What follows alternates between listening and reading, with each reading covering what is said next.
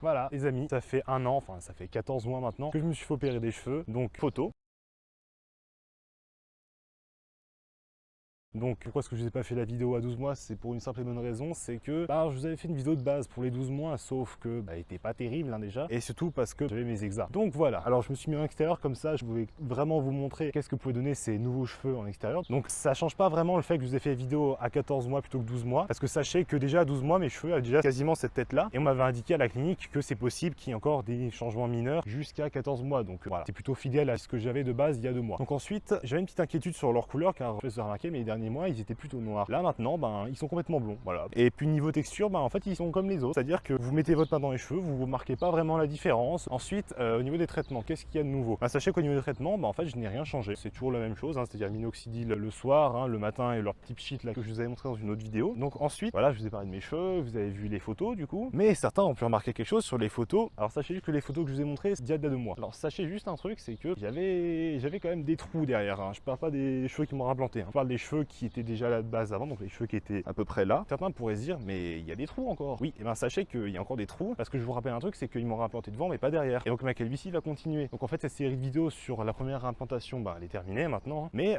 il y aura sûrement un jour, peut-être, il y aura sûrement un jour une deuxième greffe. C'est-à-dire que je retournerai un jour en Turquie pour aller me refaire réimplanter les cheveux, lorsque ceux qui sont derrière seront tombés, parce qu'ils vont pas rester une vitam éternelle. Sachez juste que ça va pas arriver dans 6 mois, ça va sûrement arriver d'ici 1 an ou 2 ou 3 ans, je sais pas. On verra bien à quel rythme il tombe. Parce que oui, ma calvitie continue, c'est pas parce que je me suis fait réimplanter qu'elle va s'arrêter. Mais sinon, malgré ça, sachez que si je devais donner un avis sur ma greffe, sachez que je suis super content. Je pense que tous les chauves, enfin toutes les personnes dans ma situation comprennent que quand vous avez de nouveau des cheveux, vous pouvez enfin vous coiffer le matin sans avoir peur qu'on voit un quelconque trou, ou alors que vous deviez mettre une casquette la journée pour éviter qu'on voit. Franchement, ça vaut le coup. Si je devais vous conseiller ou pas la greffe, moi je vous dirais, ça dépend un peu de vous, bien sûr. Si vous êtes bien chauve, restez chauve. Mais si vous voulez vraiment avoir des cheveux, faites-le quoi. Certes, ça coûte quelque chose, certes, ça fait un peu mal, certes, ça peut prendre un certain temps, mais sachez juste que si je pouvais vous donner un conseil, ce serait faites comme vous le sentez. Et puis si vous voulez le faire, faites-le. Si vous voulez pas le faire, le faites pas. C'est à vous de voir. Mais voilà. Si moi je devais faire un débrief personnel, ce serait, je suis très heureux de ma greffe, je suis content maintenant, je me coiffe comme je veux, je me sens mieux, je porte plus de bonnet, je porte plus de casquette. Ensuite, si je peux aussi vous donner un conseil de choses à ne pas faire. Parce que oui, il y a bel et bien des choses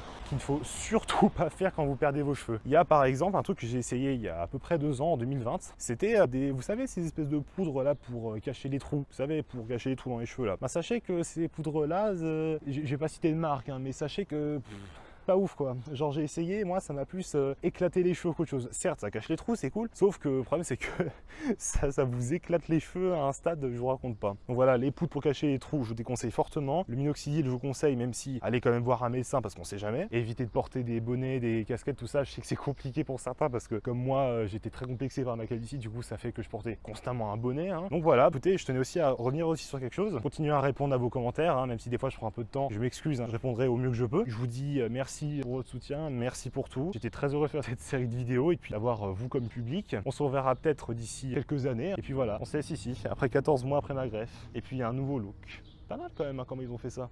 Donc voilà, merci beaucoup à vous tous de m'avoir suivi jusqu'ici. Et puis je vous dis ciao!